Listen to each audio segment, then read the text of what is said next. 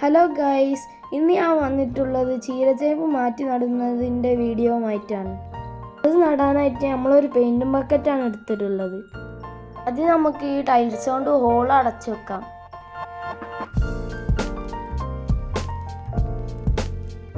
ഇനി നമുക്ക് കുറച്ച് കരിയില ഇട്ട് കൊടുക്കാം. ചീരച്ചേമ്പ് എന്ന് പറഞ്ഞാൽ ചേമ്പുമായി തന്നെയാണ്, പക്ഷെ ഇതിന് കിഴങ്ങുണ്ടാവില്ല. ഇതിൻ്റെ വേരിൽ നിന്നുണ്ടാകുന്ന തൈയാണ് നടല്. ഇനി നമുക്ക് ഇതിലേക്ക് കുറച്ച് പച്ചപ്പുല്ലിടാം. പച്ചപ്പുല്ലിൽ നൈട്രജൻ്റെ അളവ് കൂടുതലാണ്. ഇലവർഗ്ഗങ്ങളൊക്കെ ചെയ്യുമ്പോൾ കുറച്ച് നൈട്രജൻ കൂടുതൽ വേണം, എന്നാലേ ഇലകൾക്കൊക്കെ ഉഷാർ കിട്ടുള്ളൂ. ഞങ്ങളെ വീട്ടിൽ കുറച്ച് വൈക്കോൽ വേസ്റ്റ് ഉണ്ടായിരുന്നു, അത് നമുക്ക് ഇതിലേക്ക് ഇടാം. ഇനി ഇതിലേക്ക് കുറച്ച് കുമ്മായവും വളം ചേർത്ത് മണ്ണിടാം.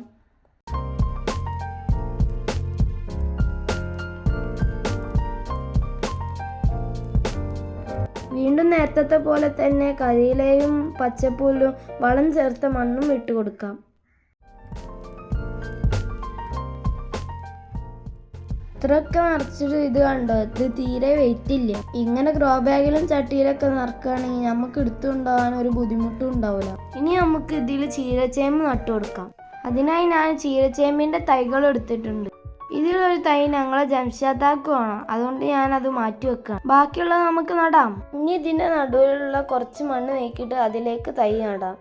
എന്നിട്ട് അതിൻ്റെ സൈഡിലുള്ള മണ്ണൊക്കെ അതിൻ്റെ മേലേക്ക് ഇട്ടിട്ട് കൈ കൊണ്ട് നന്നായി പ്രസ് ചെയ്ത് കൊടുക്കാം. ഇനി നമുക്ക് കുറച്ചും കൂടി വേസ്റ്റ് ചേർത്തിട്ട് വളം ചേർത്ത മണ്ണ് അതിൻ്റെ മേലേക്ക് ഇട്ട് കൊടുക്കാം. ചീരച്ചേമ്പിൻ്റെ പരിചരണം വളരെ എളുപ്പമാണ്, കീടശല്യമൊന്നും ഇല്ല ഇതിന്. ഇലച്ചേമ്പെന്നും വിത്തില്ല ചേമ്പ് എന്നാണ് ഇത് അറിയപ്പെടുന്നത്. ഇത് ചൊറിയൊന്നുമില്ല. ഇതിൻ്റെ തണ്ട് ഇലയാണ് നമ്മൾ ഉപ്പേരിക്കെടുക്കൽ.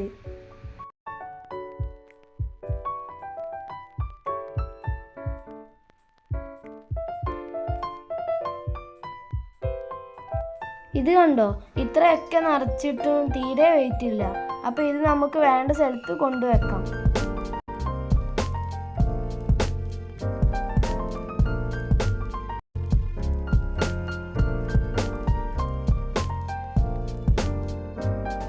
നട്ടാൽ നനയ്ക്കണമെന്നല്ലേ, അപ്പോൾ നമുക്ക് നനച്ചു കൊടുക്കാം.